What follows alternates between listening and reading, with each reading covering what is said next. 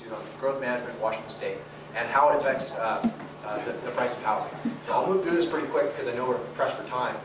The CD that you got at the beginning of the conference, it has the entire study on it. Since I'm not the author, I was just the manager of the program for Washington Policy Center. I probably can't answer all of the really technical questions about the economics behind it. But the study on the CD has a lot of this that could be really useful for you.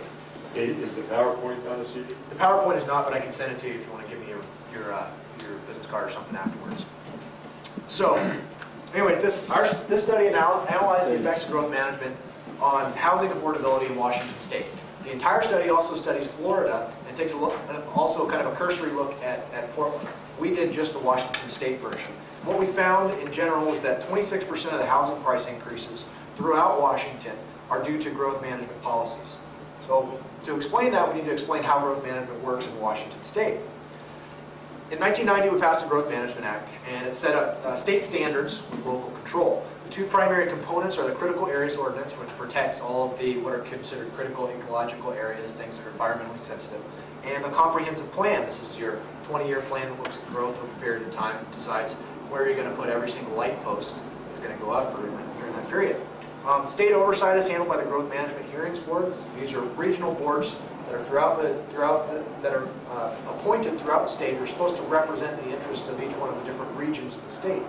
What we found is that usually is a better representation of the interests of the governor. Who's required to plan? Well, in Washington, it's the large urban counties who are required to plan, and also smaller, fast-growing counties that had 20%, greater than 20% growth over 10 years prior to the implementation of the plan. Other counties can opt in. This is really interesting because one thing that the counties that opted in have found is that they can't opt out. And if they have problems later on with the system, they have no options. They have no options. These are some of the counties. These are the breakdown of the counties that, as you see, there are 18 counties that are required to plan under growth management. Another 11 counties that voluntarily opted in. And then we have our lucky 10 who aren't planning under growth management. They are still required to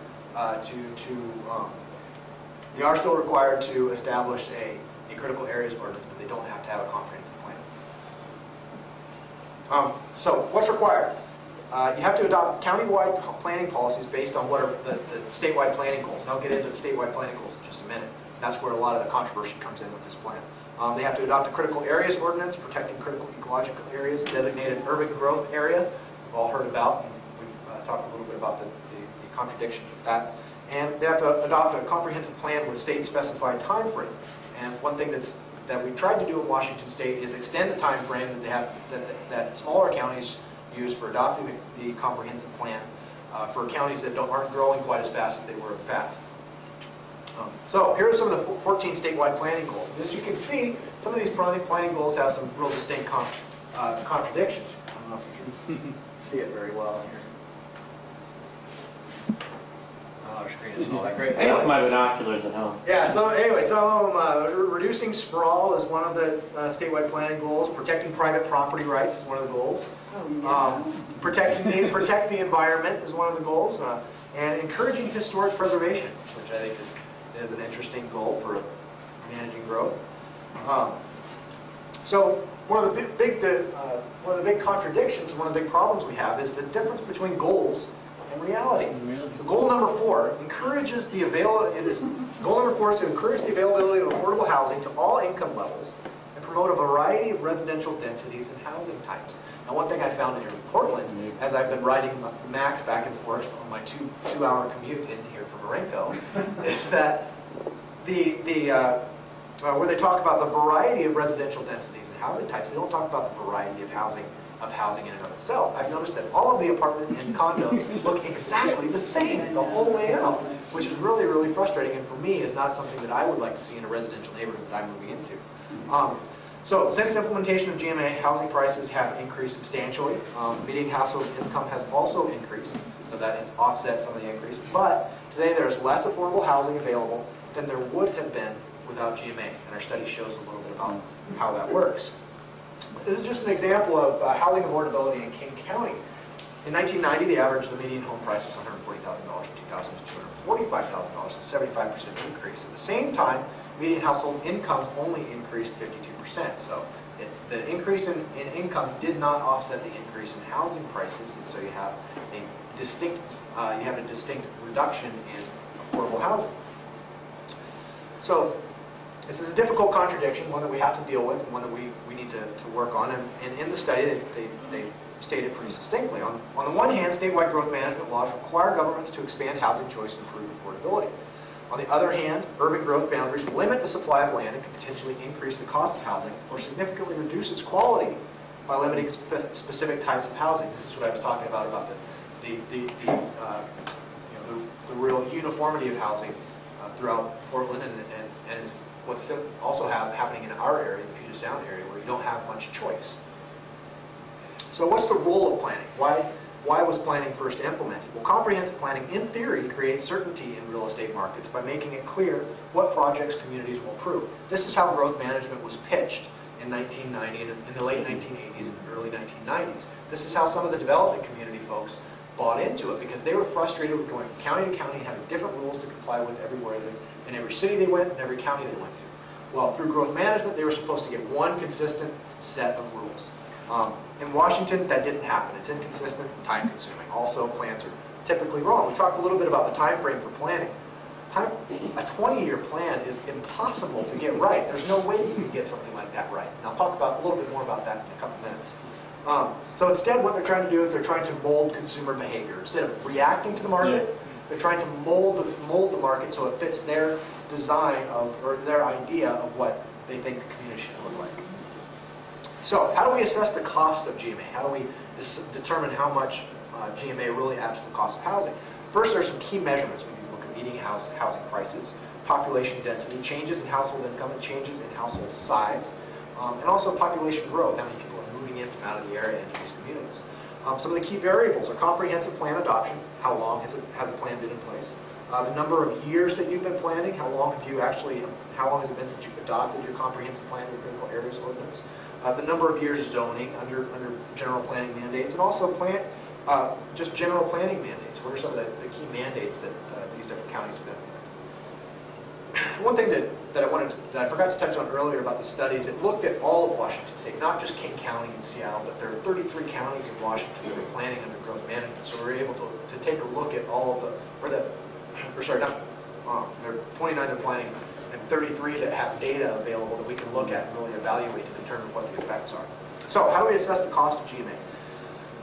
First, higher density counties tend to experience faster housing price appreciation. That's pretty obvious. That can be for a number of reasons. One of the reasons is because of GMA. Higher income growth counties experience higher housing price appreciation. There's a bigger concentration of jobs, high-tech jobs, high-paying jobs in King County, Pierce County, and Snohomish County. Also to a certain extent out in Kitsap County and some of the more metropolitan. Well, we don't have jobs. People. Higher income earning people. So, and also the length of time planning under GMA accounts for 26% of how price increases. After you take all of those variables and you look at each of the different counties, how those variables have, if kept constant, would have affected housing. 26% of the increase in cost of housing can be attributed to growth planning and the length of time that you've been planning under GMA. Now, what are some of the empirical impacts? I talked a little bit about the 26%. GMA also slowed increases in housing affordability by as much as 5.1%. One thing that they found in the study is that housing across the state actually increased in affordability. In certain areas like King County, it definitely decreased. But the increase in affordability would have been 5.1% greater if we hadn't had growth management planning policies. Planning under GMA in areas with already high density also has a direct correlation to reductions in housing affordability. So that's why you see King County having a distinct decrease in housing affordability as opposed to areas outside on the other side of the Cascade Divide or places that don't have nearly the same population. This right here shows that this isn't just a kind of random sampling or an uncommon effect.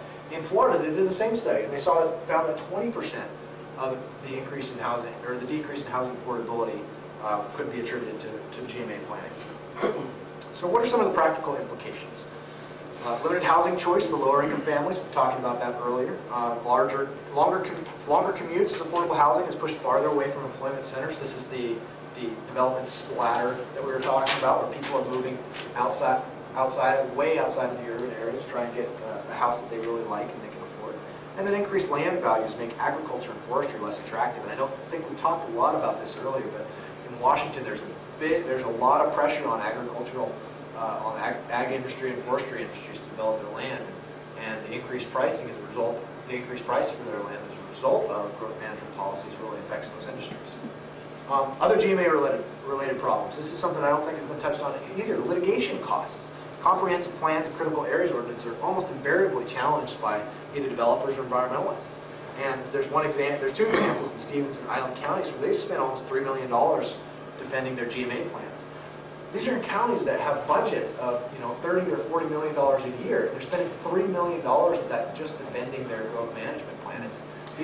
The waste of resources is incredible. The controversy is primarily under the definition of best available science. I don't know if they have that same problem here in the Oregon area, but best available science is the term that's used to define like buffer widths and the amount of space that you have to give to streams and different types of waterways. Basically, what it's come down to is the environmentalists come into the courts with 3 studies. Developers come in with 2 studies, and the judge says, well, you got 3 and you only have 2, so you win. More problems. GMA goals are not coordinated with other environmental and regulatory policies. Federal environmental regulations are not coordinated with GMA. Neither are a lot of even local restrictions and local planning things. High liability insurance rates for multifamily housing developers reduces competition and increases consumer goals. Washington State has a big problem with tort reform. We haven't implemented any kind of tort reform to lower the cost of frivolous lawsuits in Washington State. So what we're seeing is a lot of multifamily housing developers are being run out of the state. There's no one that's willing to insure them because housing associations are suing for any kind of minor defect, and it's driving a lot of the liability insurance companies out of the state. As a consequence, you don't have anybody who can develop these high-rise apartment buildings. Forced density increases traffic congestion. We've done research with a number of other groups that's shown that traffic congestion doesn't actually start to decrease until you get 30,000 people per square mile. There's only one census tract in all of Washington State that has 30,000 people per square mile. That's in Capitol Hill. And then failure of GMA policies makes people reluctant to support tax increases for concurrency projects. One of the requirements of GMA is that you have traffic. Anytime you have a new development, you have to have traffic capacity to meet any kind of new influx of population. So, what's the solution? I wrote down some goals that I've gleaned off of some of the things that Ron has written and Wendell has written and some of the people that we've talked to. Shorten the planning horizon for all the highest level of planning. This is that 20-year plan. If you talk to any business owner who's setting out a plan and you tell them, I'm going to give you a 20-year plan of what you're going to be producing and 15, 20 years out, he's going to tell me you're crazy. The key to having a good business plan is shortening your planning horizon so you have general goals and then you can adjust as circumstances change. The only way that we can have decent growth management policies in our state and in any state is to shorten that planning horizon as much as possible. Reduce the time complexity associated with the permitting process. I was talking a little earlier about the differences between jurisdictions. Some jurisdictions are great. You get a permit in a week. Other jurisdictions, the exact same project can take you an entire year. Encourage innovative private solutions to common planning and administrative problems. This is get private companies in there to contract out a lot of the services. There's a lot of innovation out there in the private sector that can help us reduce some of these costs. And then establish clear guidelines to let the market work within those guidelines. So that goes right along with shortening the planning horizon. If you have clear, concise guidelines that are established up front, and then let the market work, and don't try to micromanage, you'll end up with a much lower cost system. That summarizes my presentation. I hope it didn't take too long. Questions? Yeah. I would just like to make one comment, and that is the voters of Washington State voted down GMA twice. Right. And the legislators felt that they knew better. And so they gave us GMA. And now in our local areas, our commissioners and past commissioners are beating our organization up because we're against the GMA, as most voters were. And they're saying that we're being so bad because it is the law and we're going against the law. And that we're not supporting what's been chosen for us. All right, what's been chosen for us? I think that's a key principle of the entire planning process. And what we need to do is try and give more of that decision-making process back to the individual property owners and the people who are, and the developers and the consumer who wants to go out and buy a house. There first and then there. Just a comment. I would obviously generally agree that reducing the complexity of the planning process is a good thing, but I'm part of the complexity of the planning process and I stop new urbanism with it. Because I get planning applications and I make them substantial difficulties when I get vulnerable layouts. Now if everything was passed in a week, it might be because, you know, they might be building the stuff we don't want. So you've got to have a system also that works, not sweep everything away. The key is having a system that builds what the consumer wants. And I think generally the market is going to define what is the best way to manage growth. So if you have a key set of principles that you can work under, and then let the consumer determine where they build their houses. Oh, one of the things that was talked about last night, Earl Blumenauer said, people want compact development and people want to ride mass transit. Well, if they want it, wouldn't they build it on their own? So if you let the consumer decide what they want to build, set some key parameters on what you know, the rules of the law, the rules of the game are going to be. Inside those rules of the game, let the game kind of play itself out.